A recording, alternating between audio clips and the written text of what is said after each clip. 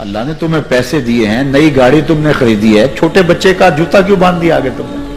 جوتا باندھنے سے اگر یہ ایکسیڈنٹ سے, حادثے سے گاڑی بچ سکتی ہوتی ہے تو پھر پاکستان کے جتنے پی آئی اے کے جہاز ہیں سب پر باندھ دینا چاہیے, سب پہ جوتے لٹکے ہوئے ہوں. عجیب تم نے فلسفہ تراشا.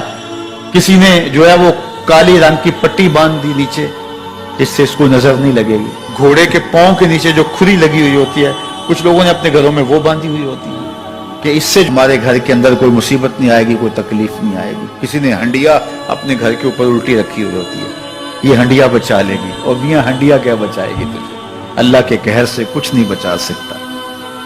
جب تمہارے اوپر کوئی مصیبت نازل ہونی ہے تو کچھ نہیں بچا سکتا. اگر بچنا چاہتے ہو تو پھر اللہ سے استغفار کرو, اللہ تعالیٰ کی تسبیح کرو, اللہ کی تحلیل کرو, میرے حضور پہ درود پڑھو, پھر دیکھنا کہ مصیبتیں ٹلتی ہیں یا نہیں ٹلتی. ہمارے چینل کو سبسکرائب